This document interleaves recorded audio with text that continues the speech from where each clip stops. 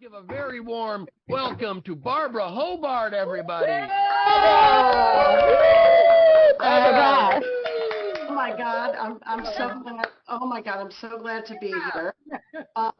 Yay. I'm so thrilled to be here. I'm so glad to see everybody. Thank you so much for joining us tonight. We have an incredible cast and an amazing lineup of speakers. And the one thing I want to say is for people that don't know who I am, I'm Barbara Hobart, and I'm a comedy writer. And the thing is, I don't typically write political plays. But given where we find ourselves with half the country living in an alternate reality on Earth too, I was compelled to write this piece because of the issues that face us. And whether it's a woman's right to choose, whether it's gay rights, whether it's anti-Semitism, racism, immigration, we are at a point where each of us holds the answer to the future of our democracy and where we go from here. And just when I thought I couldn't hear one more insane lie, like immigrants are eating pets, or he is the father of IVF, he said, and I quote, "If you vote for me, you will never have to vote again." And that's when my head exploded. First off, Mr. McIdiot, voting is a right, not a chore. And why would anybody vote for somebody who wants to take away their right to speak, to silence their own voice? But here's the thing, as Americans, I know the one thing that we agree on, no matter if we're Republican or Democrat, we're decided or we're still undecided, is that we each have the right to speak about what matters to us. Right. So please don't vote against your friend. Don't vote against yourself. Don't let him decide what you think or feel or do. And don't vote for him to take away your choice. And that's when I knew what I had to write about, the choices that we make for ourselves.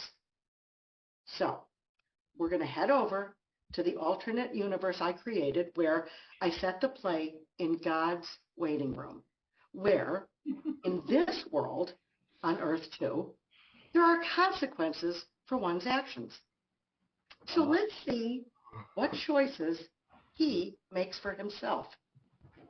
And with that, I'm really excited to turn over this to our amazing director, Ross Goodman, and get this party started.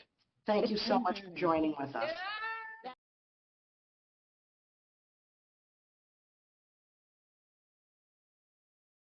Scene 1, a waiting room. A generic space with a desk and chair at the far end of the room. Some basic office supplies include leather-bound ledgers, a calculator, and a rotary telephone. A service bell sits next to a jar of lollipops. A lost and found box is prominent at the edge of the desk. An old transistor radio is at the opposite end.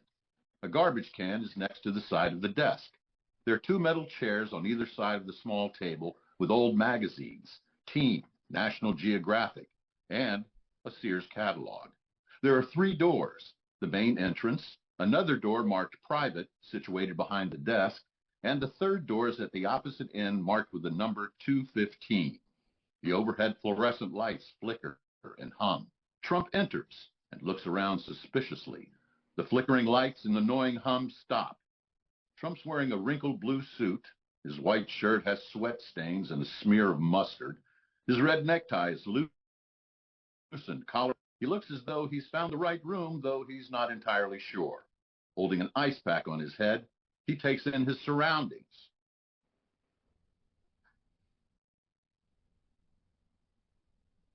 Hello? Anyone in here? He looks around, clearly agitated. He opens the door marked 215 and pokes his head in and yells into the void. Ice machine, I need some ice. Hello? Anybody? Pissed, he slams the door shut. Trump then walks to the door behind the desk marked private and opens it and peeks inside.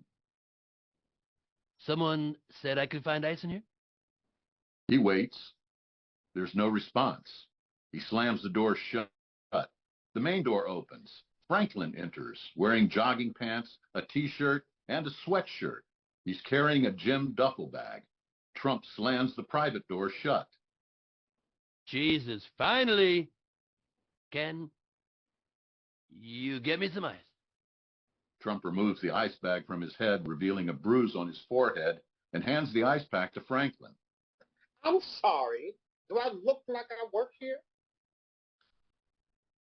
Yeah, well, I thought... Franklin drops the duffel bag and unzips it. I know what you were thinking. I'm black. You need something, so you assumed I'm here to get it for you? Thanks. I'm not. Doesn't work like that here, thank God. Franklin sits. He removes his shoes and socks. Well, do you know where I can get some? Or... Get in line. Everyone needs ice. It's a hot commodity. Now, how much are you willing to pay? And if you think those fancy $30 ice at Irvine, a pack of 8 is a ripoff, wait till you see the price they're getting for plain old ice cubes here. I don't have any cash on me. You? Out of cash? No. I know it's hard to believe. I have it, just not on me. Jesus, I have over 500 million in cash. What do you think? I carry it around? Everyone wants my money, like that crooked judge who thinks I'm going to pay that rigged, bogus legal fee. Okay? Judgment. I'm not paying a rigged verdict. That'll happen when hell freezes over, quite frankly, okay? There's a sucker born every minute, and I'm not one of those suckers, okay? Seriously, do I look like I need the money? Well, I mean, actually, yeah, you need ice. It costs money. You don't have any. So what happened to your head? Cops. Police brutality, you know. Pissed, Trump tosses the ice pack onto the end table. Well, I've been pulled over for, being driving while black on numerous occasions. Fortunately, I live to tell about it. Unlike Breonna Taylor, Philando Castile, God knows how many others. Not familiar. Who?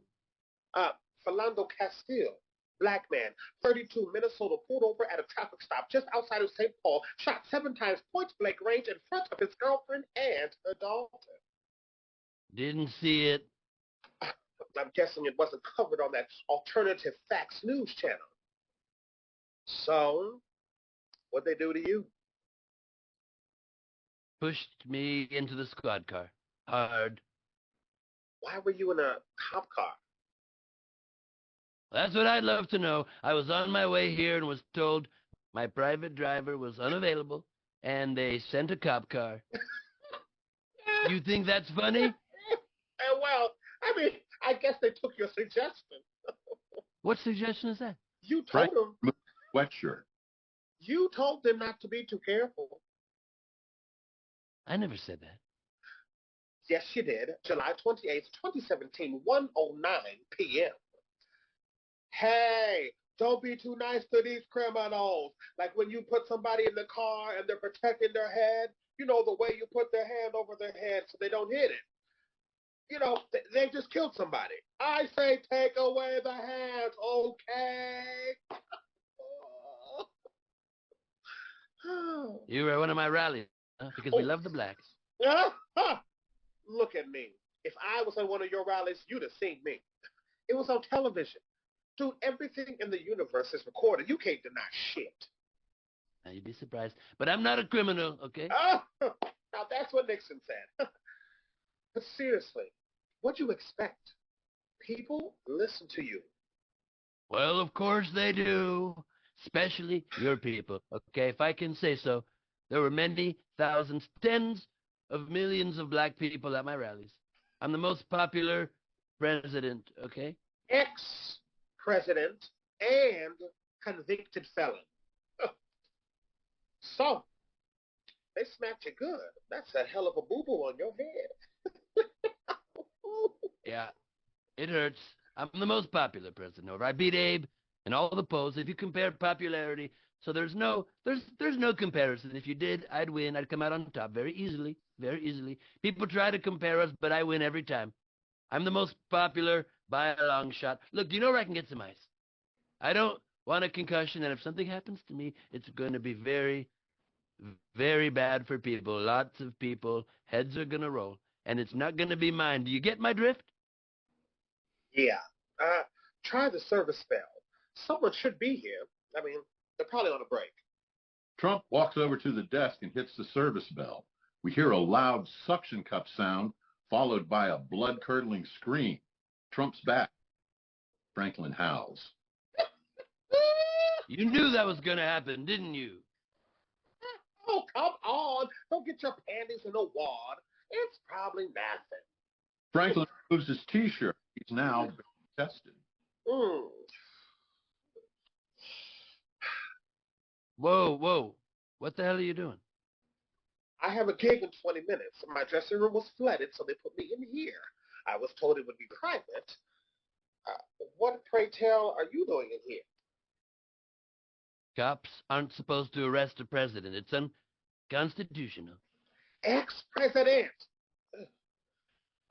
I love when you wrap yourself in the Constitution. Seriously, what are you doing in here? Franklin takes his wallet out and places it on the table. He takes off his pants and stands in his underwear briefs.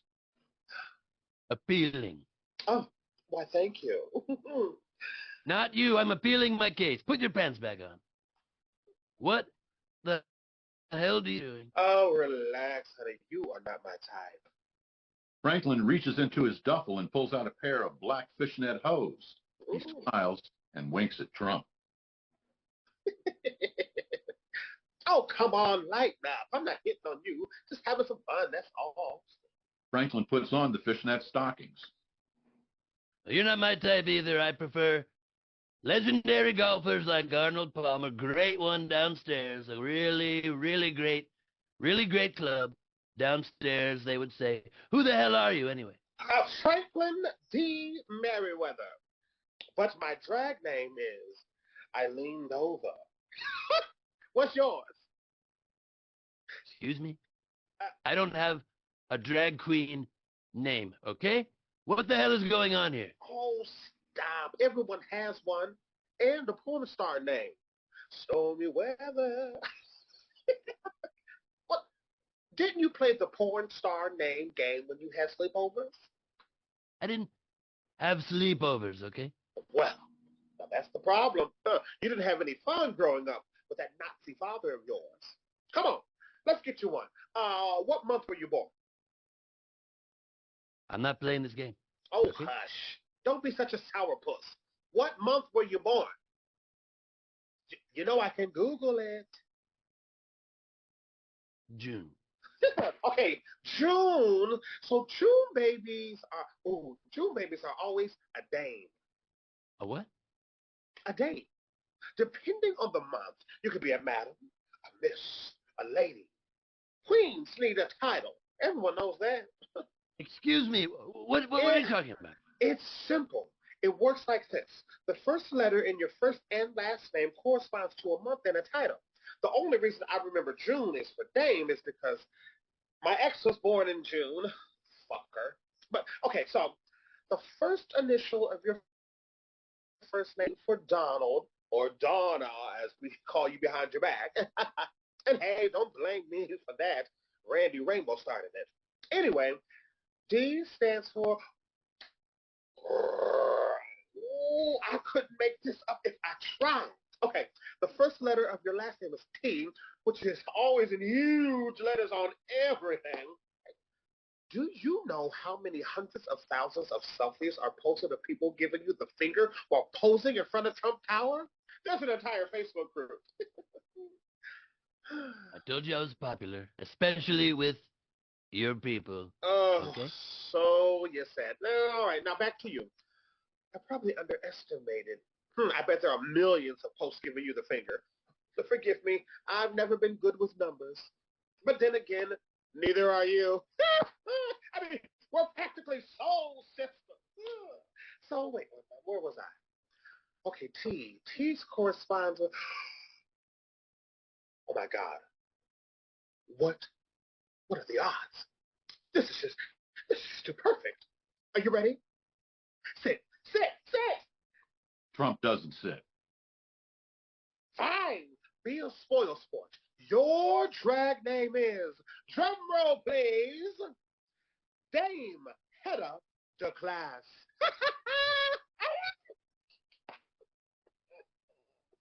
I don't want a drag queen name, okay? I thought I made this very clear. I want some ice. I'm going to get some ice. Okay? Pissed, Trump walks over to the empty chair, sits and picks up Teen magazine and opens it. Fine. Be that way.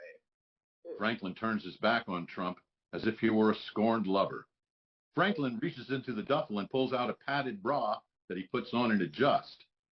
Trump peers over the magazine and looks on somewhere between shock and intrigue. I definitely need ice. I'm seeing things. Damn straight. These titties aren't for everyone. Franklin pulls out a black velvet tank top from the duffel and puts it on. Next, he puts on a silver sequin skirt and zips it up from the side.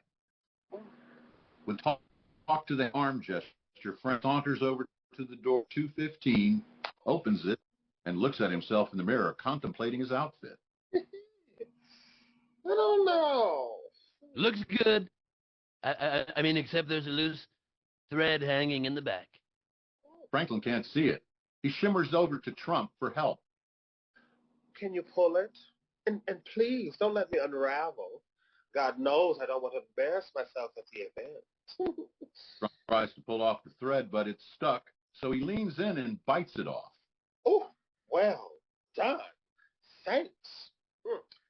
Looks like you had some practice, big guy. Well, at my inauguration, Melania had a loose thread. Not to mention loose lips. Oh, no. With who? Do tell. Everyone, the press, Putin, Pence. That's just the peas. Women can't trust a thing that comes out of their mouths. Am I right? Well, her mouth is as loose as her pussy, if I can say so. Well, all liars. Every goddamn one of them. They manipulate and twist every word. Sister, I know you know. And not to mention ungrateful. Tell me about it. After all you did for her, girl, she owes you. Big time, big time. You feel me? Did you know I got her fast track for citizenship? Brought her whole damn family over, and that's the thanks I get, okay? Outrageous. You ask me, you should have had them deported. All of them. I like the way you think. And I thought you only liked me for my girlish figure. Franklin playfully slaps Trump. Lightens and laughs for the first time. Immigrants, I mean, they are all the same. They come here looking for a free ride, and everything's handed to them on a silver platter. Not like you, no sirree, Bob. That's right. I worked very hard for every penny. Hard for the money, right? It's not like your daddy wrote a check for you. Yeah, you're right. I should have them all deported. I do agree. Damn straight. You need to show them who's head of the class. See? It's fate. That's the perfect drag name for you. You own it. Now, but wait a second. What about Barack? You're talking about Barron. What's the issue? What's wrong? When you deport Melania, I mean, he's just a kid. He needs his mother. Well, he needs to man up. No son of mine is going to be a pussy. Then how do you explain Eric? Kidding! Just kidding. Sorry. It's a fair point, really. It's a fair point. Sorry. Just playing. I'm sure Barron will be fine. He's a good kid. He just needs to toughen up. Nobody, and I'll say it again, respects a pussy, okay? Well, especially you. I see what you did there. So what are you exactly getting ready for here? Third Friday of every month, we have a gala. It's sort of an over-the-top graduation party, if you will. I'm headlining. Sold out. You're coming, right? No, I don't have a ticket. Oh, well, no worries. I'll pull some strings and get you on the wait list. Head of the class to head of the line. Oh, it's going to be filled to the rafters. Granted, I'm not nearly as popular as you, but I do have a following. Check my Instagram. If you follow me, I'll follow you back. You know, I'm a celebrity too. Blonde wig and shakes out his golden Ooh, locks. and we know what special privileges we get as celebrities. Franklin is now in full drag. Uncomfortable, Trump stands, reaches for the ice pack, and starts to make his way to the exit. Well, it's been great talking to you. I need to be going. Franklin grabs him by the shoulder. Where do you think you're going? I need to find some ice. I've covered this. I didn't give you permission to leave. Franklin seductively runs his finger down Trump's shirt. Next, Franklin shoves Trump hard against the wall. Get your hands off me. Please stop. Franklin kisses him hard on the mouth. Now, what you say on that Access Hollywood tape, I don't even wait. And when you're a star, they let you do it. You can do anything. Grab them by the pussy. You can do anything. I never said that. Yeah, you did. Now, how about grab them by the balls like this? Frank grabs Trump's crotch. Trump squeals. Stop. It was out of context, okay? The fake news was out to get me. I said stop. Let go of me. Did you stop when those women asked you to? When you forced yourself on them? Franklin tightens his grip. Let go of me. I didn't force myself. I don't have to. They wanted it, okay? Oh, wanted it? Well, how many? All of them. They're all lying bitches, okay? Bitches. So you are the victim? Yes, I am. They're coming out of the woodwork to get money and fame. That's all they want. Okay? So E. Jane was lying when she said you assaulted her in the dressing room? Damn right. I never met that bitch in my life. She's not even my type. She and her dyke attorney are the ones who are going to pay. They made it all up. There's not a shred of evidence. There were no cameras back then, so it's her word against mine. Get on your knees. I'm sorry, what? Kneel on your knees. Slowly, Trump cowers and kneels. Bow. I'm sorry? Franklin touches the top of Trump's head firmly. Trump bows his head, which Franklin pats. Bow wow. Good little bitch.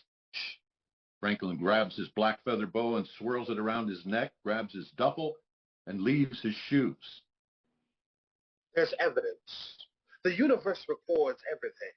Every action, every thought, every single deed. Franklin exits. The fluorescent lights above flicker, and the annoying hum resumes. Scene 2. Shaken, Trump looks up at the ceiling to see if he's being watched. He picks up the ice pack and slowly stands. Person, woman, man, camera, TV, person, woman, man, fucker, exit, person, woman. Trump wipes the back of his hand across his lips, leaving Franklin's lipstick smeared on his sleeve. Trump straightens his shirt and jacket. A janitor enters, carrying a toolbox. He's wearing a one-piece coverall and work boots. Hey, you see that guy who just left? No, sir. Sorry. But what do you look like? A woman. I mean, kinda.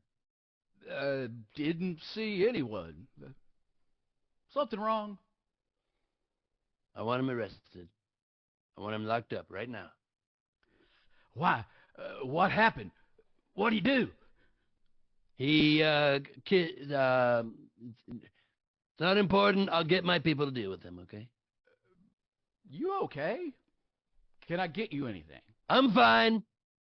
I'm fine. Okay, sure. Whatever you say. I'm just gonna fix the... Okay, yeah, ice. I need some fucking ice, okay? I'd like to help. I'm sorry. We're all out. Look, I'm supposed to be fixing the smoke detector.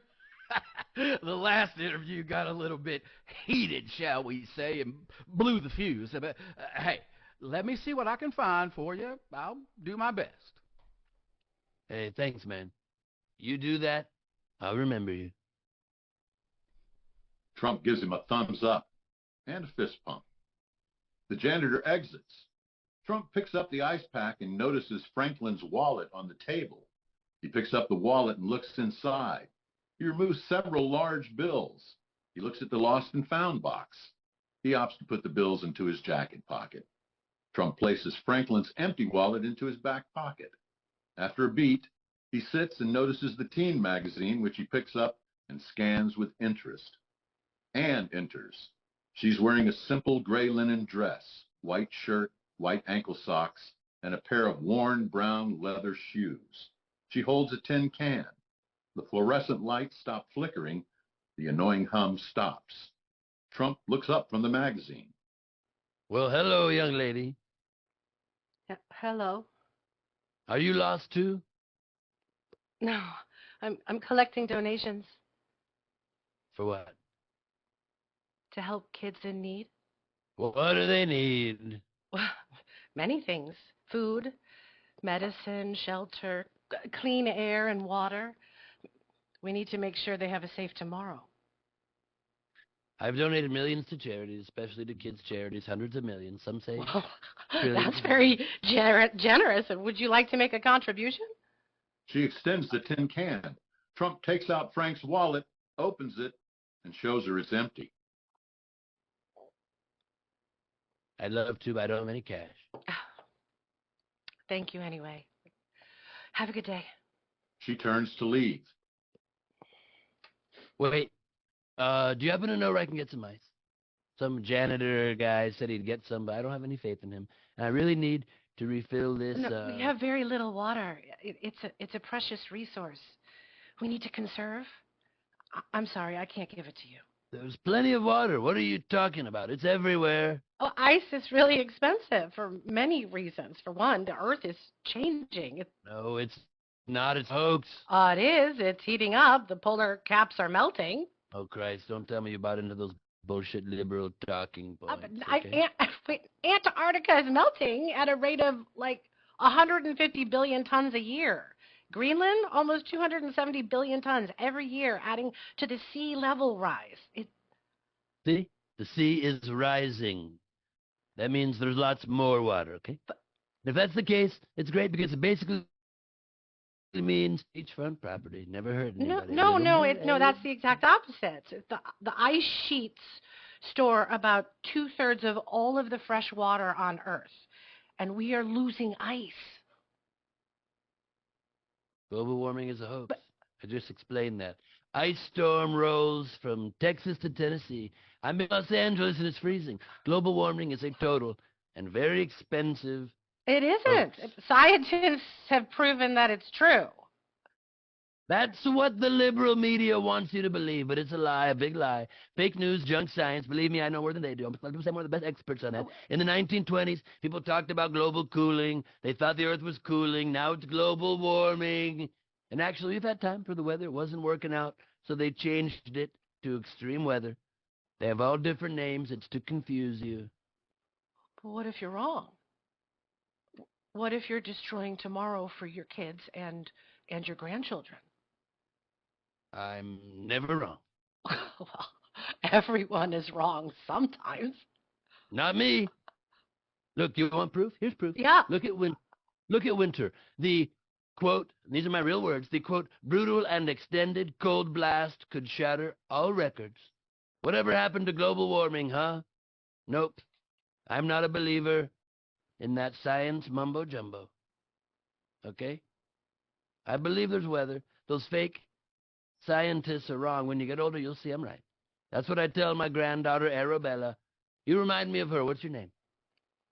Anne. Anne? I think you two are about the same age. How old are you? 13. I thought so. See? Told you I'm never wrong. Arabella is the same age. She just had a bat mitzvah. You know what that is? I do. Okay, good. My daughter Ivanka converted for her Jew husband They threw Arabella a huge party. Ivanka loves pretty things, loves getting dressed up, throwing big parties, spends money just like her mother, you know. Well, I never had a big party or a bat mitzvah. You Jewish? I am. Too bad. Well, to tell you the truth, Arabella isn't a real Jew. What do you mean? Well, they say it's passed from the mother through blood, you know, so converting doesn't really count. They're fake Jews in name only, so that's... So anyway, what did you get for your birthday? Kitty. A cat? That's a very special gift. Be careful, though. Oh. Immigrants eat pets. Kitty is my diary. I picked it out myself. My parents surprised me. Oh, that was very nice of them. Why did you name it Kitty? I need someone to talk to. You don't have any friends? A pretty girl like you? No, not anymore. They all went away. Went away? Maybe you'll get some new ones. I have many friends. I'll be your friend. It's good to have friends, but only if they're loyal. If they're not, get rid of them. Fuck them. So besides Kitty, what else did you get? Well, that was more than enough. I like to write. I'm going to be a writer. I want to be a writer. Okay, but I mean, like, what do you like to do for fun? Go out to the movies with your boyfriend, maybe? Oh, I'm not allowed to go out. Pretty girls should have boyfriends. Do you have a boyfriend? No. I mean, maybe someday, I hope. For now, I just focus on my writing, and I look out the window when I can. It's where I like to escape and dream. Windows are good. I like windows. They want to take a building. These are my real words. They want to take a building, and they want to make the nice windows. They literally want to take buildings down and rebuild them with tiny little windows. Okay? Little windows, so you can't see out. You can't see the light, close quote. What do you like to look at? Well, I take long, deep look at God and nature. Not at the houses and rooftops, but the sky.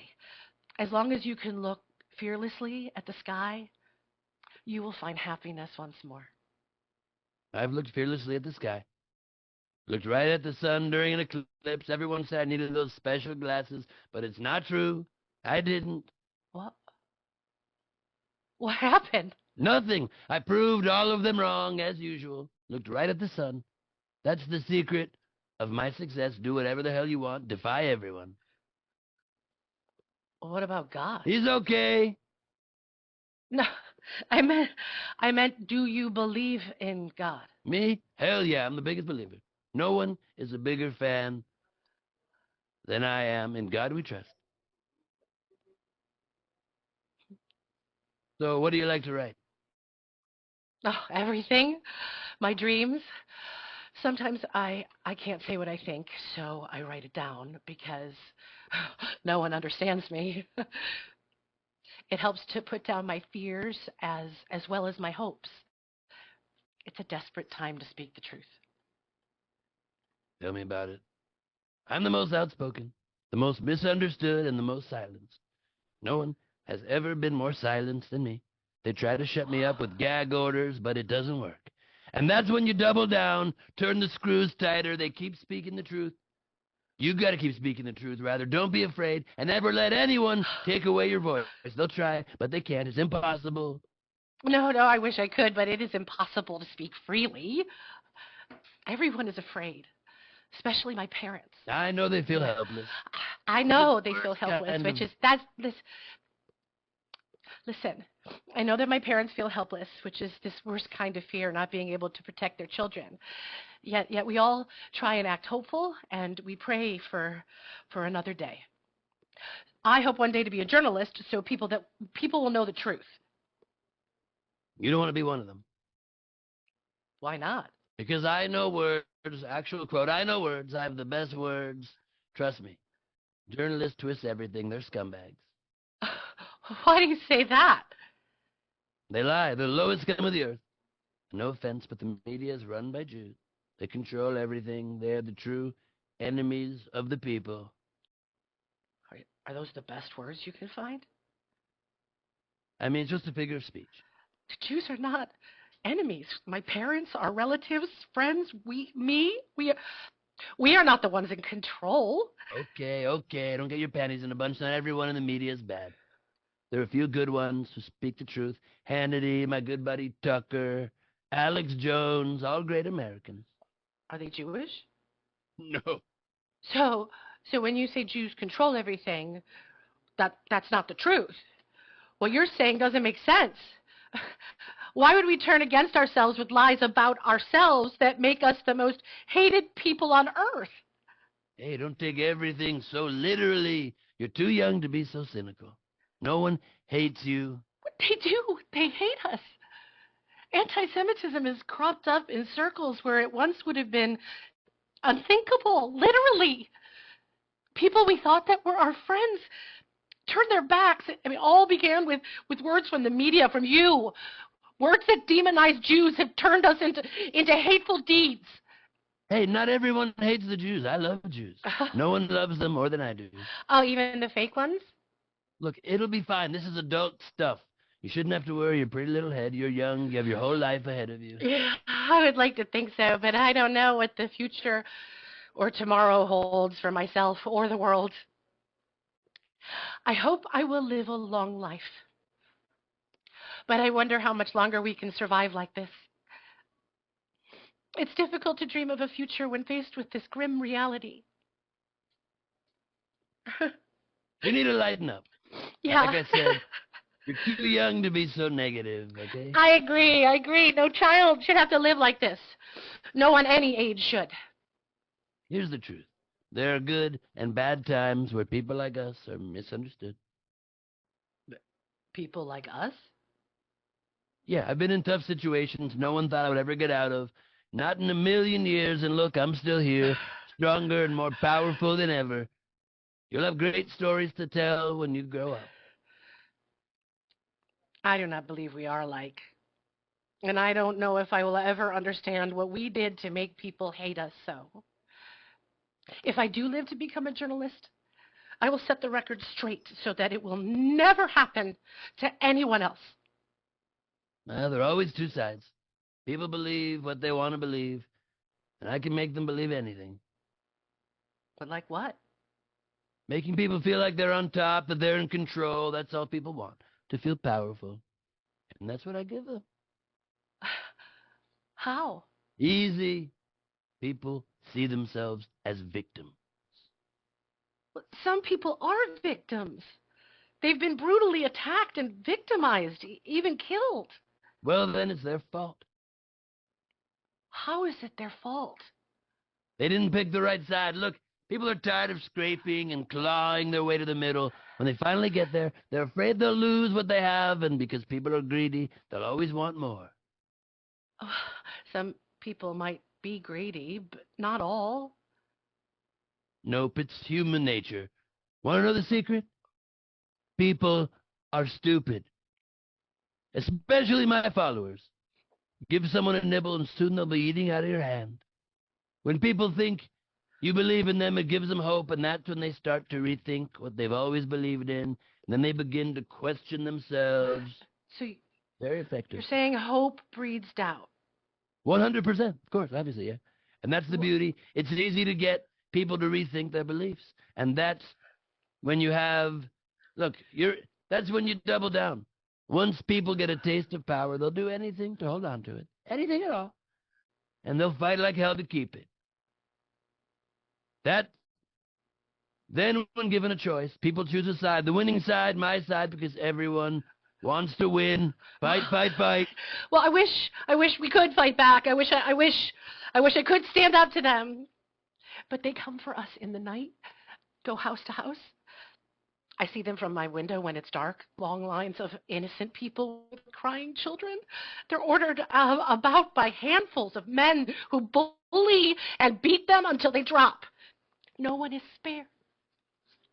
Parents and children are ripped apart, the sick, the elderly, children, babies and pregnant women at the mercy of the cruelest monsters to ever stalk the earth, and all because they're Jews. I mean, it's a wonder I haven't abandoned all my ideals. They seem so absurd and impractical.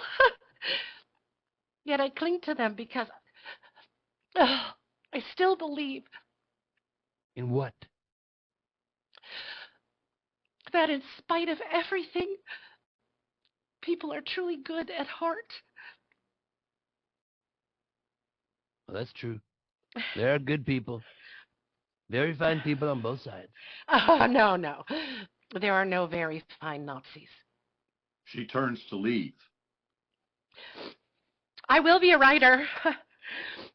I hope my words will survive, even if I do not. Good luck to you. Yeah, thanks a lot. Get out there and live it up, kid. She exits.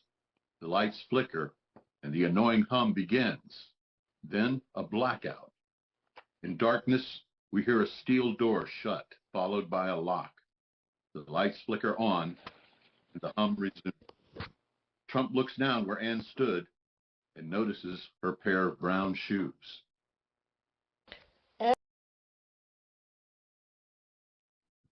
Scene 3.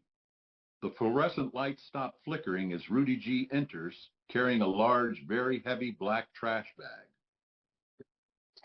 There you are. I've been looking everywhere for you. Where have you been?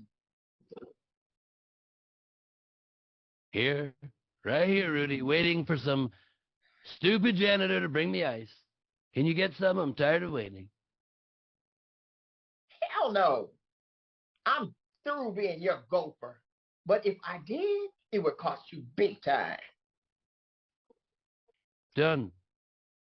Who the hell are you? What do you mean, who am I? You know damn well who I am. You owe me. I don't owe you anything. I don't even know who you are. Does 148 million ring a bell? Sorry? Rudy. Rudy? Giuliani? Rudy Giuliani. What, you hit your head so hard you don't know who I am?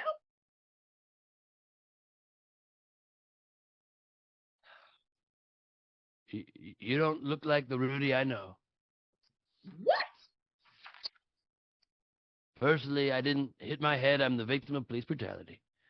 And they're going to pay me big time. As far as I know, Rudy Giuliani isn't black.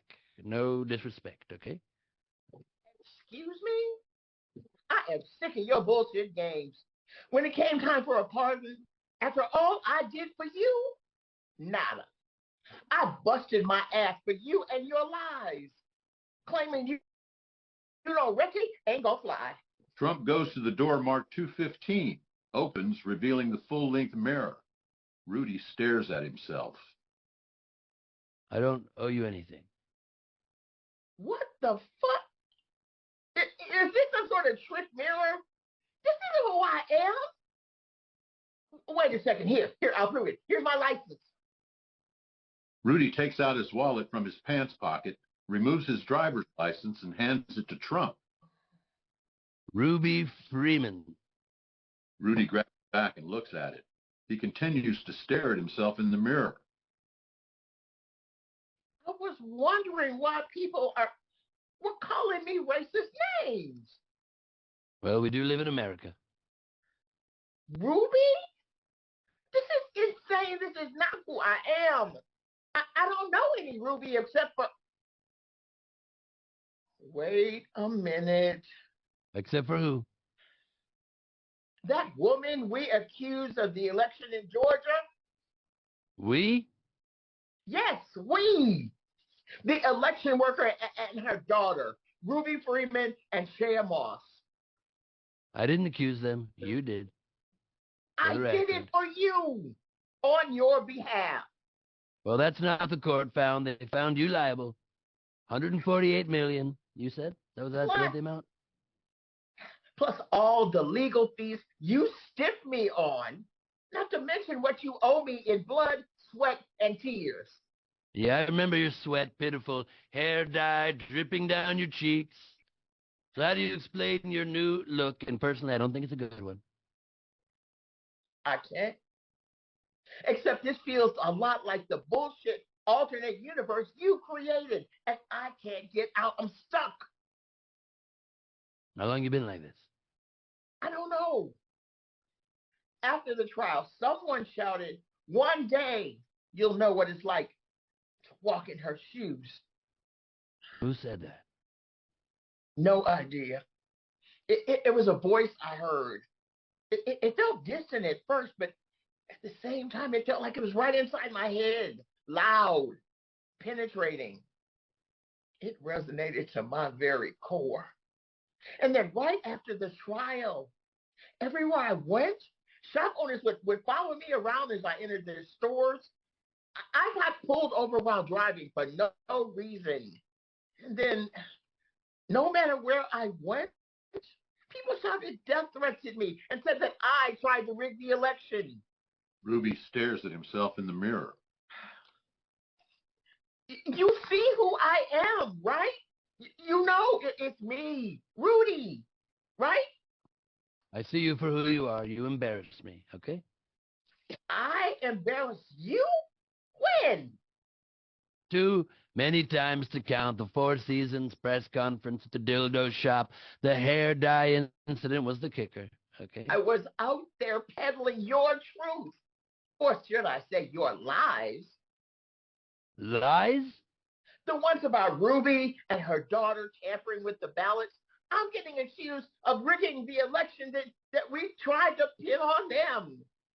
Well, that's not on me. You said you'd get the evidence. No one twisted your arm. You did it.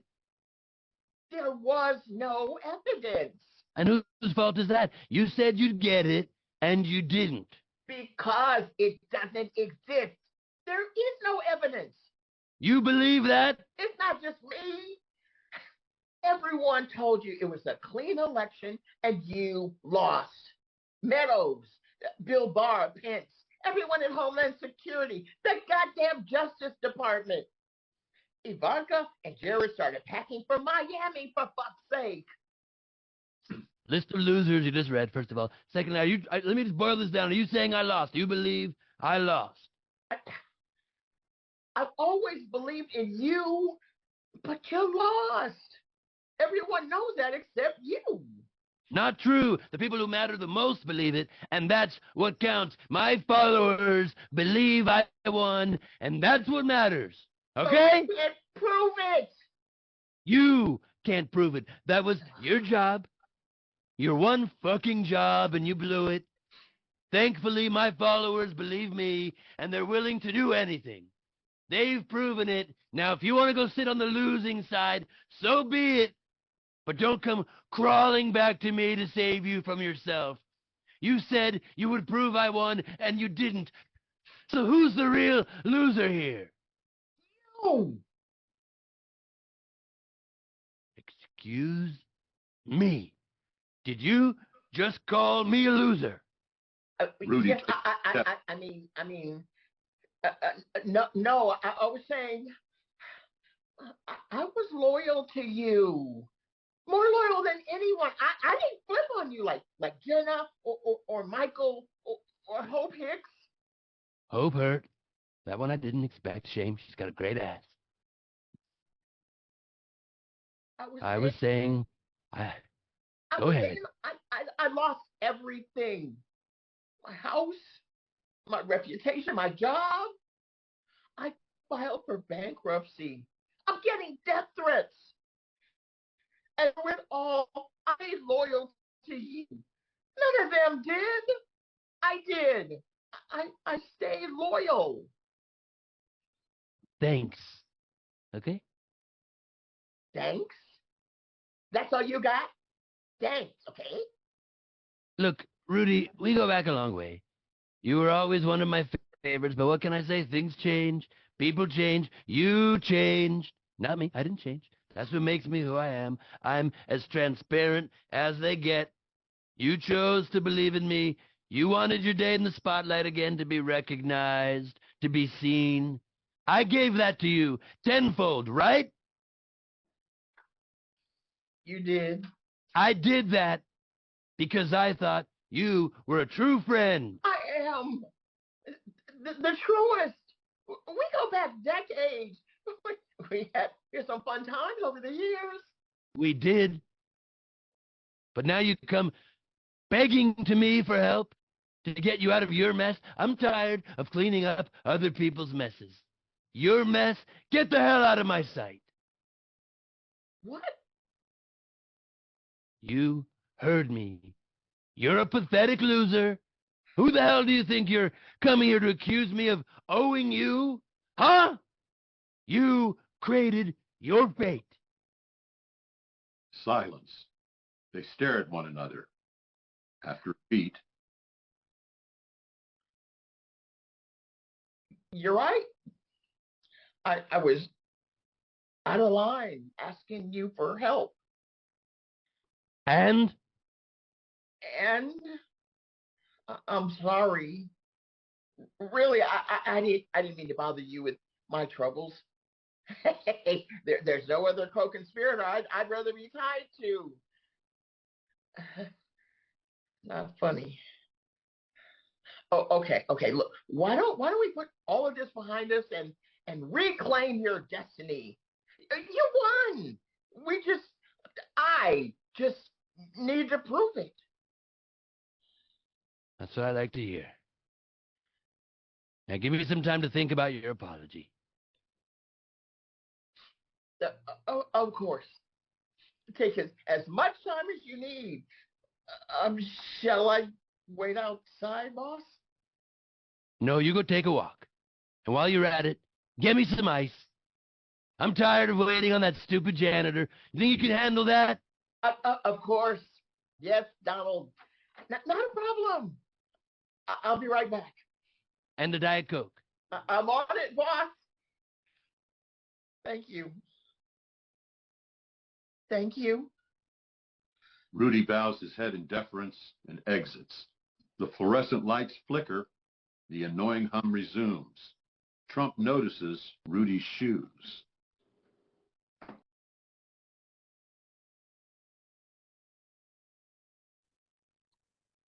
Scene 4. Trump tosses the ice pack on the end table. Loser. Trump sits and picks up the teen magazine. Ivana enters. The fluorescent lights stop flickering. The annoying hum stops. She's dressed in a black pantsuit, white shirt, and black pumps. She's wearing black sunglasses, full wrap that also covers the side of her eyes. A goat shit on my grave. What? You heard me. A fucking goat shit on my grave.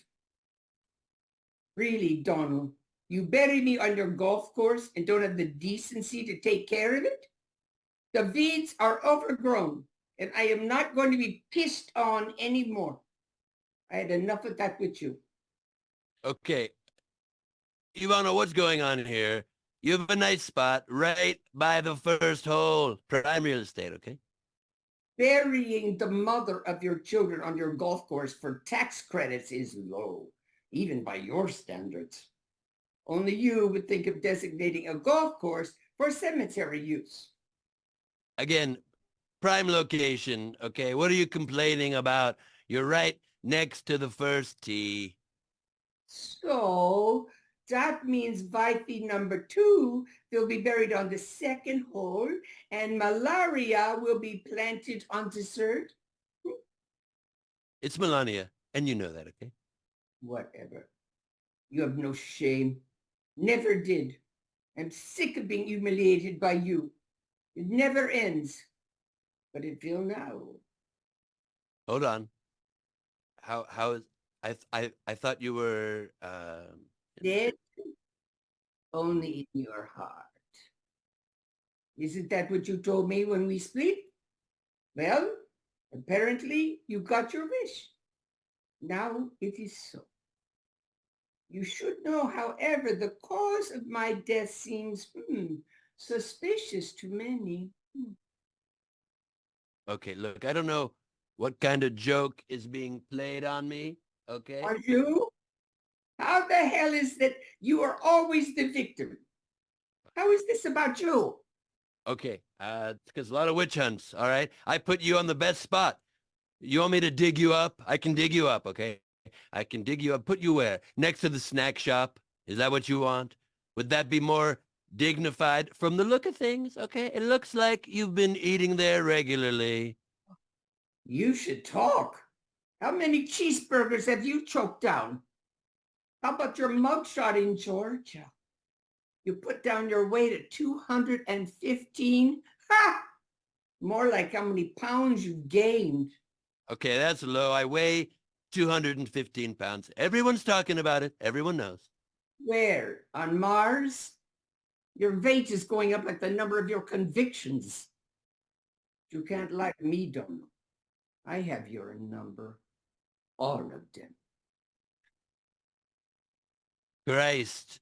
Okay, I'll have my people get the weed whacker and clean up your space. We good now? You happy now? Hey, Ivana, between you and I, quick question. You know where I can get some ice? I can't count on Rudy. He's a moron, okay? You're just figuring that out now? He's a fucking idiot. And no, we aren't good now. We were never good. Everyone who has ever been within an inch of your life isn't good. You fucked everyone who has come into your orbit. What amazes me is everyone thinks they will be the exception. You want ice, call fucking room service. Ivana goes to the desk and is about to ring the service bell. No, don't ring that bell, whatever you do. Ivana rings the service bell. We hear a suction cup sound followed by a blood-curdling scream. I don't know what kind of joke you're pulling here, you devil woman, okay? But if this is about money, you were very well compensated after the divorce, okay? Everyone knows it. For my silence, keeping your secrets. That's right. The biggest regret. Well, no more. Excuse me. We have 3 little letters, very important letters. A lot of people respect these letters. You have to by the law. It's called NDA, okay? Had till death do us part. And I'm glad to be free of you. I can no longer sit by silently. I need to speak the truth, whatever the cost. What the hell does that mean? I can't live like this anymore. You're dead. Life does not stop at death. Okay, I'm sorry. What? You claim to be so smart. Figure it out. I'm finally done playing your losing game. I need to move on. I stood by as you did what you do. I pretended not to see. I watched you look at our daughter in a way no father should. Okay. First of all, I just said if I was younger, maybe. You were always jealous, okay? You were always jealous. I wasn't jealous. I was disgusted by the way you spoke about her with your friends and allowed them to speak of her as a piece of meat. Remember when Howard Stern said she was a good piece of ass? Yeah. I do. And I made sure when you brought your friend Jeffrey Epstein around, she was nowhere to be seen after you took her and Eric to lunch with him. That was the time. She was 12. Parents are supposed to protect their children. What do you have to say for yourself? Nothing happened. Okay? She was exposed to that monster. Something no little girl should have had happen. You don't even have an, I'm sorry. For what? She's fine. How would you know that? You've never had a real conversation with her. Donald, is there anything, one thing, something you can apologize for? That's a very good question. Is there anything? What? Not that I can think of, okay? Not off the top of my head. One thing, Donald. Think of one thing. It will save you. From what? Yourself. Wait, don't tell me I got it figured out now. You found religion too. Okay? You're very devout now. Never was in life, but very devout. No thanks. I'll take my chances. Okay? Don't. You are all out of chances. I'm not going to remind you of all the things I know, but you know I know. You cannot prove anything. All right? It's ironclad. You can't prove it. No, you're right. But time does not erase history or facts. Time is a placeholder. Time holds the secrets. Everyone's secrets. Your secrets. Every last one of them. Are you threatening me? It's not about threats. It's about owning up to what has happened and facing one's own destiny. My destiny. I finally chose mine. Yours will come sooner than you think. I needed to move on, no matter what's the cost. I looked back and wondered how I looked the other way. Not just with Ivanka, but with the boys. They deserved a real father. Not that you would have taken them fishing or played ball with them like most other fathers, but you taught them to be greedy and mean and to hunt, to kill animals for trophies and get trophy wives, which is why Eric and Don Jr. turned out as they did. Like you. Assholes. Don't turn a blind eye to the truth like I did, Don. There is no escaping it. She removes her sunglasses, revealing she has one eye. The other is just a black hole where the other once was. Trump looks away, disgusted. Put those back on. I can't look at that. Okay? Oh! Of course you can. Because you're a weak, sad little man. A bully, wrapped in a lie. I see you now for what you are. But more importantly, I finally see myself for who I am. I'm as guilty as you are for how they were raised. And I hope one day I may be forgiven throughout time. Though I doubt I will ever be able to forgive myself. She puts the sunglasses on and exits. The fluorescent lights above flicker, and the annoying hum resumes. A spotlight rises on Ivana's shoes.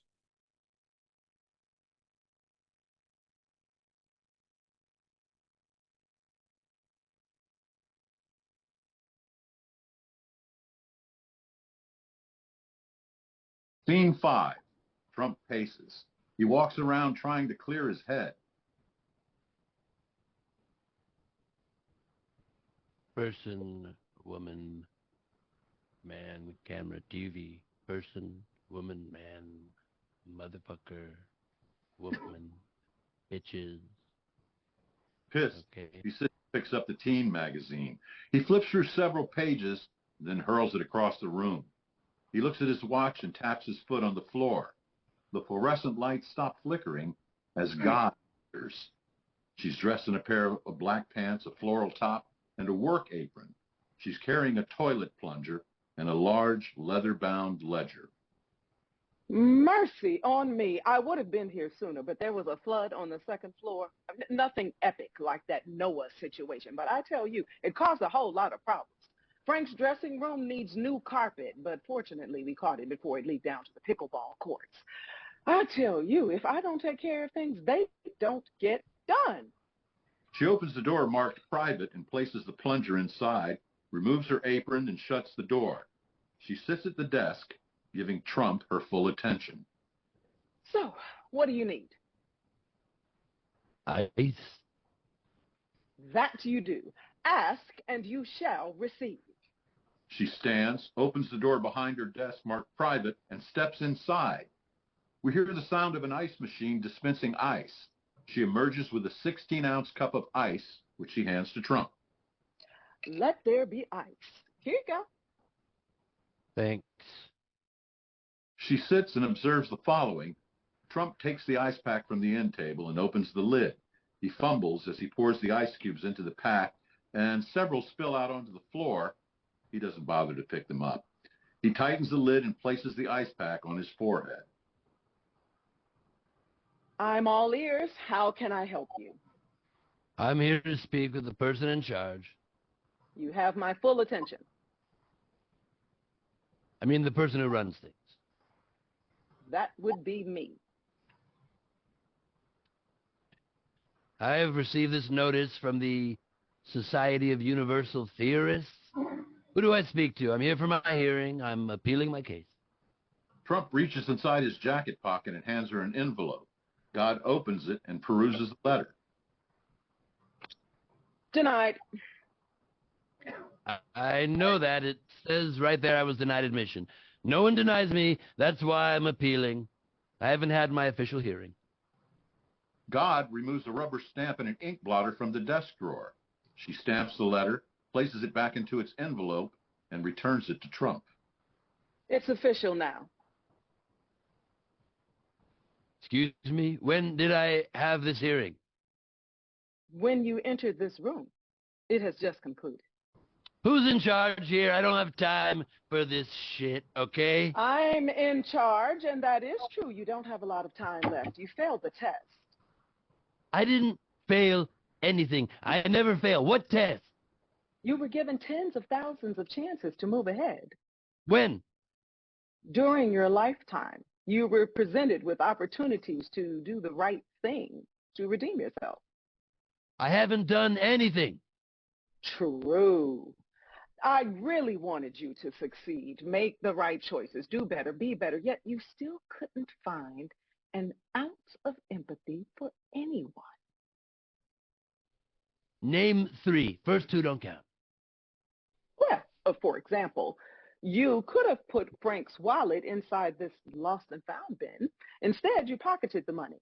When you had a chance to pay it forward, not even with your own money, and contribute to help Ann's charity, you lied. With Rudy, all you had to do was acknowledge your part, but you let him take the fall. With Ivana, simply apologize. We're done here. You are being released. And that's 4 things. All count. Released to where? To complete your life section on Earth 2, and then you will be placed under supervision. Earth 2?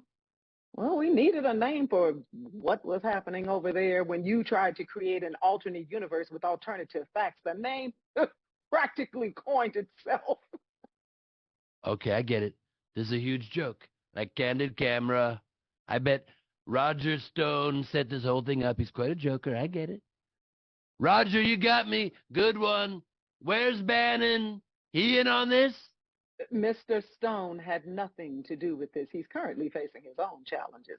Same for your friend Steve. It appears he is starring in his very own real-life sequel, Orange is the New Orange. Wait, what do you mean placed under supervision? Well, when the universe is, how shall I put this, off kilter, it corrects itself.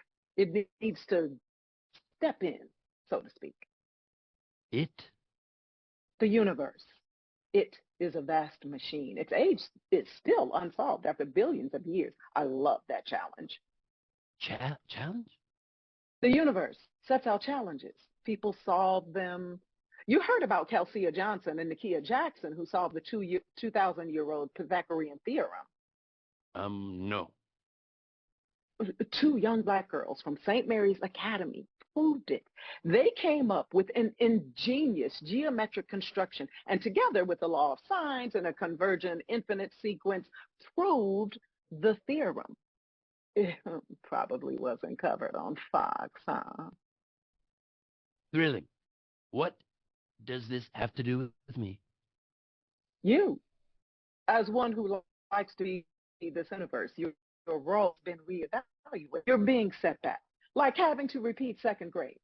I didn't have to repeat second grade. No, I believe your father paid for your advancement. Let's walk back to your beginning. Please take a seat. Oh, would you like a lolly? God removes a lollipop from the jar on her desk and offers it to him. Trump defiantly remains standing. After a moment, the lights flicker and go black. There is darkness for 5 seconds. We hear a dramatic thunderbolt. 2 seconds later, we hear a kazoo. The lights come up, no flicker. Trump is sitting in a chair opposite her desk. He's sucking on a lollipop. God blows the kazoo one more time. I love this thing. Cracks me up every time. You want to know more? No. The first kazoo was made in the 1840s. A German-American clockmaker named Thaddeus von Clegg was credited with the invention. But the truth is, it was an instrument invented by a man named Alabama Vest, a former slave. Thanks for the history lesson, lady, okay? But all that slavery stuff, it could have been avoided. Really? How so? I could have negotiated the Civil War. Oh. Quote, and this is a real quote, that war was so horrible. Lincoln could have avoided so much bloodshed, so many mistakes were made, so many people died. You know, that was the disaster. The war, it was a tough one for our country. Abraham Lincoln, of course, if he negotiated it, you probably wouldn't even know who Abraham Lincoln was, except for the assassination attempt. I survived mine. Abe didn't. Loser. That's an interesting take on history. The universe operates under a set of rules, laws, and facts, theories. These are not untested hunches. A theory is a well-substantiated, proven explanation that incorporates laws, hypotheses, and facts. It is science. God stands, opens the door marked private, and removes a second-grade level diagram. For example, the theory of gravity explains why apples fall and why astronauts float around. The theory of evolution explains why people exist. When new ideas grab hold of people's imaginations without evidence and an alternate reality tries to take over, there needs to be a correction. Aren't new ideas good? Not when they aren't new or good. Like global warming becoming a new real estate opportunity for investing in beachfront property. Throughout history, people have stolen ideas. Others have repeated ideas to make them seem new. Many ideologies took hold over periods of time. They were ultimately defeated. Do-overs take place in order to advance. I'm not doing anything over. I have no regrets. Oh, it's not about your regrets. It's about ours. You mean ours? The society. Society loves me, okay?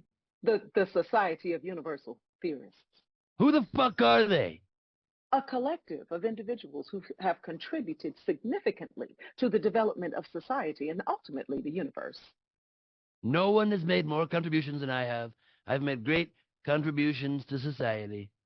Not up to you to decide. That judgment is left to others and time. How the hell does that work? Oh. God opens her desk drawer and removes a bag of popcorn and hands it to Trump. A panel monitors actions during specific periods, life sections, if you will. Their findings are then presented. And who's on this panel? Wait, don't tell me. A bunch of liberal Democrats? Suffice it to say, a lot of great thinkers, artists, painters, inventors, scientists, and others decide who to move forward for the greater good. Those selected enter a new realm, and after all is said and done, we have a big potluck. Last week, Da Vinci came up with a brilliant twist on an arrabbiata sauce. And the rest who don't move forward? But they do it until they get it right. What the hell does that mean? Some people cannot decide where they stand, so we make that possible, How? walking a new path. Uh-huh. And how long, pray tell, is that? Well, depends. Time is not measured by hours or seconds or years, but by what they have learned. Some never move on. Like who? Well, there have been trillions of people over the course of time, and virtually everyone goes back to move forward. But there are those in the Millionaires Club, the top 1%ers. I've always been in the top 1%. That's true. You are in an elite group. Thank you. So who exactly is this information presented to that decides? Oh, that would be me. You? You are the decider.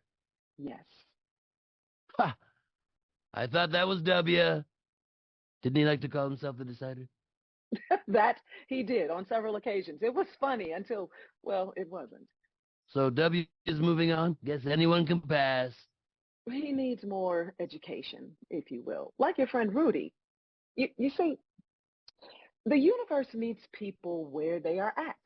Sometimes it's after they pass, as in the case of your ex-wife, Ivana. Other times it's during their lifetime, like Rudy. And there are people who move through the time in the universe, like Anne Frank, and share their wisdom. I see. And where, pray tell, is Rudy at? We've met him at his later in life challenge. This round, he's facing several choices in order to move ahead.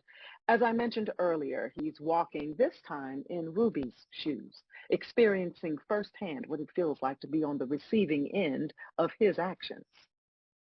How's he doing?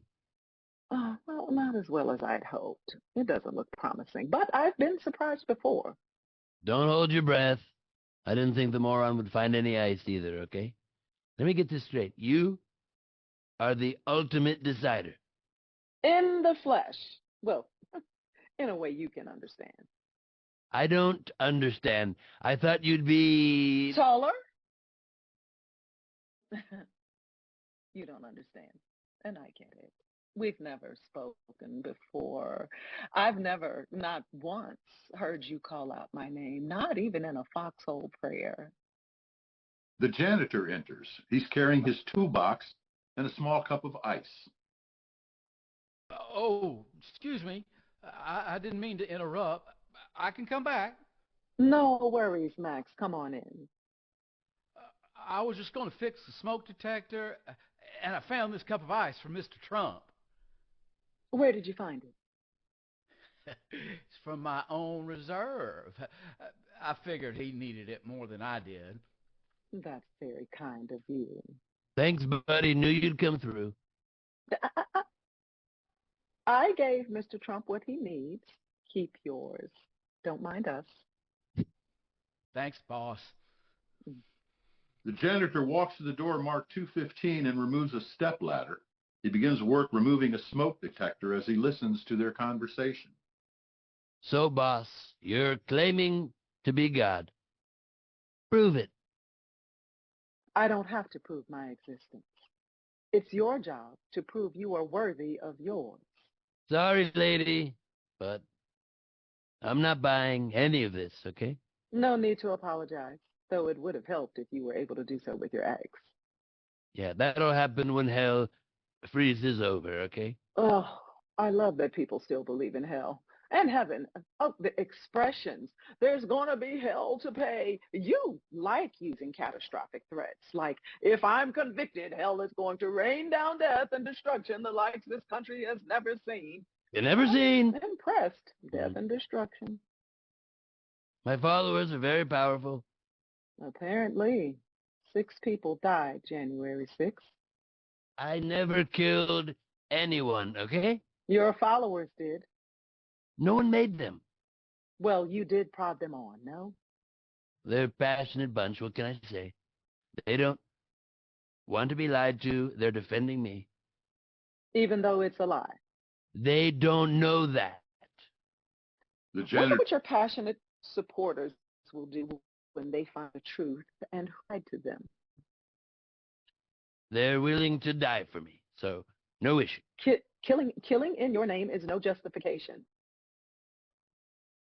Well, we're even. Sometimes they kill in yours, to be fair.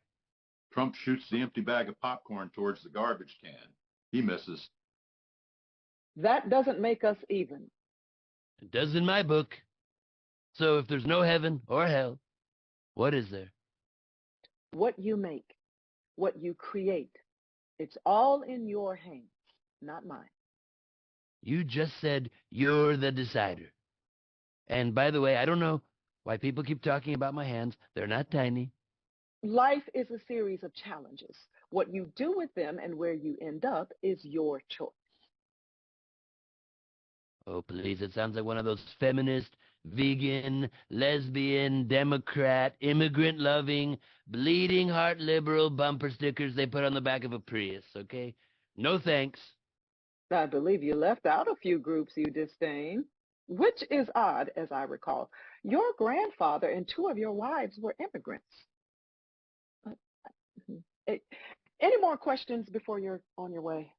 No, you've wasted, quite honestly, enough of my time. And for the record, my hands are not tiny. She opens the desk drawer and removes a brown paper bag, which she fills with food items. Here's a little snack for your journey. You like string cheese, right? I mean, who doesn't? An apple from my garden and a cookie from the Baking with Biker Chicks Bake Off. I snagged the last one. It's gluten-free. She places the cookie into the brown bag, folds the bag nicely, and hands it to Trump. He grabs the snack bag and slams it into the garbage can beside the desk. Listen, lady, whoever the hell you say you are, you don't know what you're talking to. You don't know who you're talking to. I don't think you know who I am. I do. I don't think you know who you are. That's the problem. I know goddamn well who I am. Now I need to get back to Mar-a-Lago, okay? Trump stands. You will not be going back there, but you will be joining other one percenters. That's a given. Where am I going? As a member of the Millionaires Club, you will be traveling to a number of Is places. that so? How long? I have a very busy schedule. God removes a red flyer from the wall of brochures and hands it to Trump. She then opens the leather-bound ledger. We'll arrange transportation. I only fly private. Yeah, I have your itinerary, no worries. Those who are a part of this elite group have killed or harmed a minimum of 1 million people. So you'll be traveling for quite some time. She removes a pencil from the cup on the calculator. I haven't killed or harmed anyone. Are you insane? Trump goes to the main entrance and tries to open the door. It is locked. God punches the numbers into the calculator. From here on, you will walk in the footsteps of every single person you have harmed, like your friend Rudy is doing, as an example of your future. You will relive each day to understand what they endured. You're out of your fucking mind. During COVID, 400,000 people died while you were in office. Instead of trying to save lives, you suppressed evidence of the virus because you didn't want deaths to make you look bad. You told people to drink bleach as a cure. Seriously, bleach! That's the best you could come up with. He stops struggling with the door. I said injecting bleach. I came up with many things. Hydroxychloroquine, light therapy. Don't hurt yourself. Next time, best you keep your bright ideas to yourself. Or better yet, consult with an actual doctor. Each of the 400,000 souls who died left behind loved ones. Now, when you add in who all grieved their losses, upwards of 1.2 million. Those numbers are rigged. And more people died under Sleepy Joe. Oh, the term rigged is getting really tired. Get a thesaurus. Get this straight. The universe doesn't rig anything. It has an accurate account of every event, thought, action, and deed since the beginning of time. If you would like to review our accounting ledger, it will be provided along with your exit papers. With me? I'm not going anywhere. You can't make me. You want to double down on that? Let's play a game. I'll be the rainmaker. She reaches for the service bell. Before she taps it, Trump sits. Oh, good. Here are the ground rules. Stop with the name calling. It's juvenile. You sound like a 2-year-old. Sleepy Joe, Lion Ted, Cricket Hillary. It's pathetic. Understand this. The life sentence you are about to receive is about you and what you are responsible for at this very moment. You are at the center of the universe, my universe. Listen, I have an idea. Let's talk about this. I've been thinking, and what Don't. Nope. Thinking has never ended well for you. God punches in numbers. The calculator paper rolls begin to unwind. Let's begin with the people who you stiffed. The Taj Mahal, your casino, referred to as the eighth wonder of the world. That's right up there with creating light. Hundreds of small contractors, carpenters, electricians, plumbers worked on the eighth wonder, filed bankruptcy because you didn't pay them. You have to be very rough and very tough with most contractors, or they'll take the shirt right off your back. The only clothing removed was what you stripped them of. You walked away owing several $100 million. You left them all shit out of luck. But shit rolls downhill. And at this juncture, you are at the bottom of that hill. Look, let's discuss this. Maybe I didn't get their invoices. Maybe Alan didn't pay them. I have many people who handle payroll. No, you don't. You decide where every penny goes. Mr. Weisselberg, currently doing time on Rikers Island for you, why it's beyond me, didn't stiff them. You did. Moving on. 6,000 migrant families and 2,654 children you put in cages were separated. 4 died by suicide. Sexual assault and rape of the women and children while in custody have been documented. When you come to this country illegally, you pay the consequences. Revenge on the innocent isn't a consequence. It's cruelty. My followers elected me to clean up the country. Well, you're fired. From what? The head of housekeeping. This brings us to some of your favorite people, white supremacists and Nazis, those you call very fine people, march through the streets with tiki torches, signs proclaiming 6 million wasn't enough, and Jews will not replace us. Do you condemn their rhetoric? The beauty of this country is the freedom to speak freely. Oh, it's odd you find beauty in such hateful speech. Do you condemn it? Everyone deserves to be heard.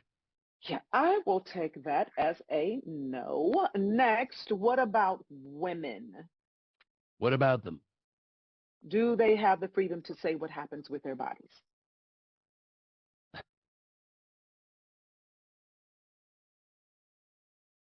You think you're clever, don't you? Trying to get me with your gotcha questions. I've always been clear on this issue, very clear. It's not up to me.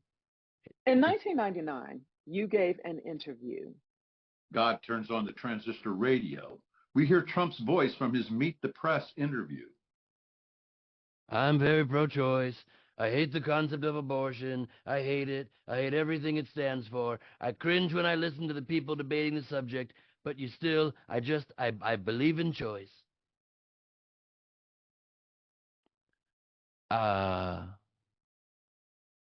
That was before I was elected. I have every right to change my mind.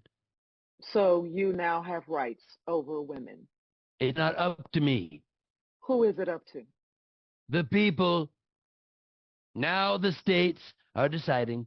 It's taken off the shoulders of the federal government. Always they wanted it to be decided by the states. And Roe v. Wade didn't do that. So now the states are voting on it. And in many cases, it's more liberal. In many cases, not in all cases, in some cases, they're going the other direction. But the people are deciding. And in many ways, it's a beautiful thing to watch.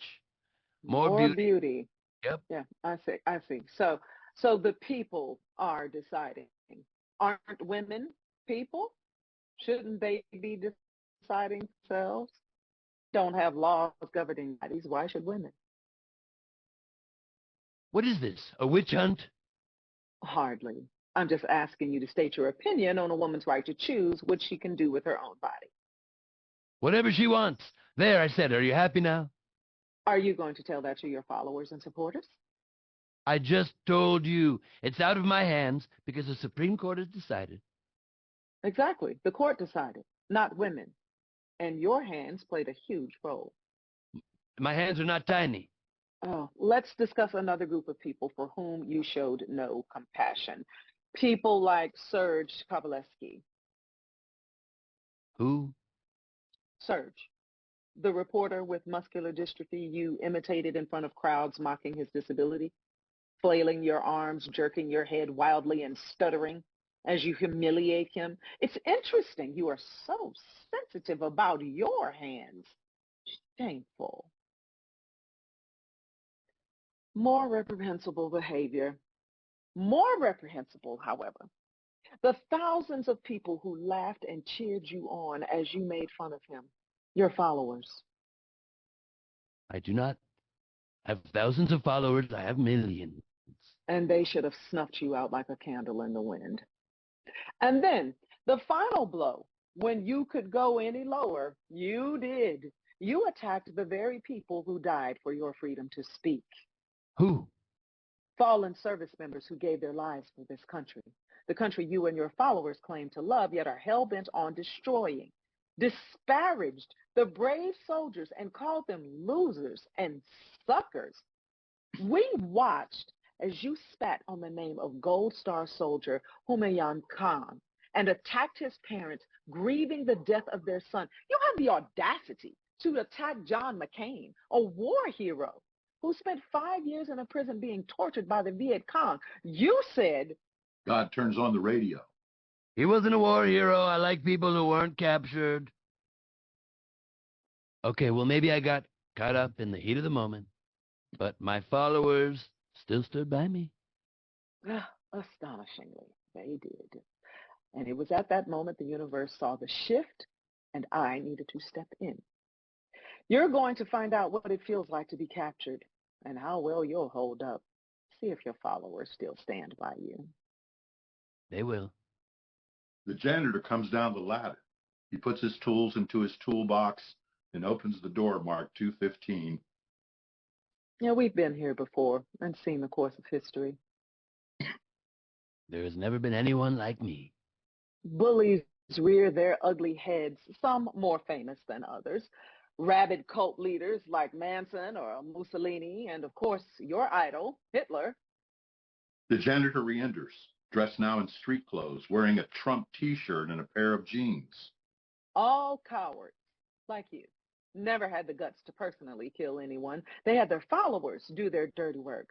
You were given numerous chances to do the right thing on that infamous day in January, and you sat by, watching as they erected gallows to hang Mike Pence. Senators and congressmen ran for their lives. You did nothing. For what? To overturn an election you know you lost? They're God-fearing people. They are not my people. They are yours. Elected officials knew better, knew the truth, and chose someone who grabs women by the pussy as their leader. They didn't want to lose their standing, but they lost far more. They lost their dignity. Which brings us full circle. You. Deep down, you know the truth. You know you lost. The saddest irony of all is your followers believe in you more than you believe in yourself. When all is said and done, in the grand scheme of things, ultimately you will be seen as insignificant, a tiny speck that will fade away, and you will go down in history as a man of many convictions without having any.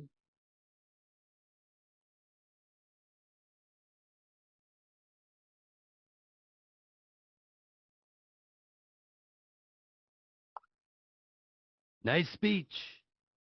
And all without a teleprompter. Well done.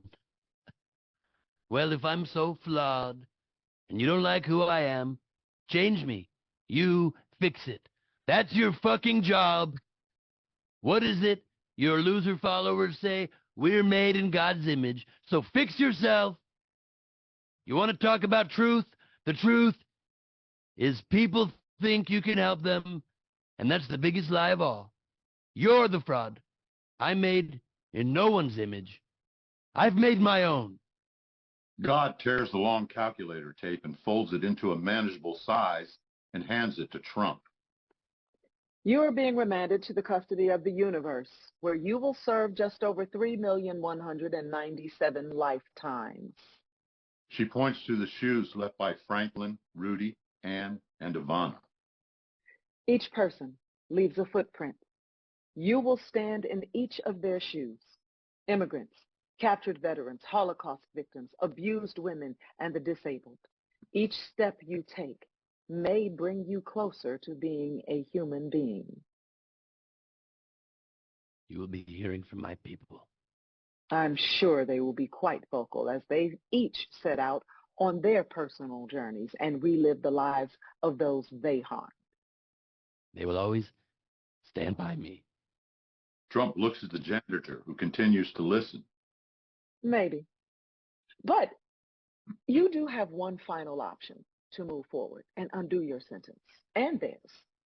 Yeah, what? Set the record straight. How?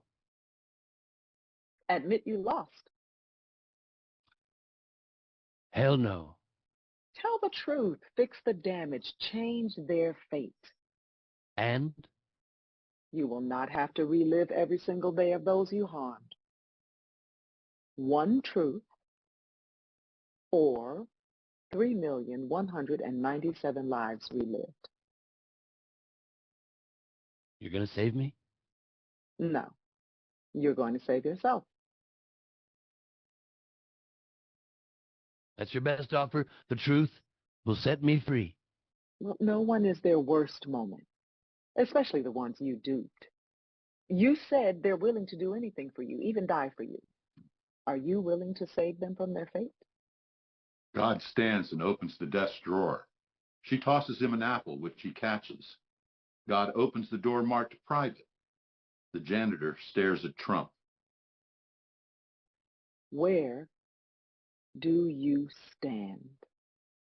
The spotlight rises on the pairs of shoes. God exits. Trump tosses the apple up and down as he considers. Person, woman, man, camera, TV, person, woman, man, God. Damn. Trump stares at the janitor as the lights fade into darkness. A galaxy of stars illuminates the entire space. The spot on the janitor and Trump slowly fades, and the pairs of shoes center stage remain illuminated until blackout.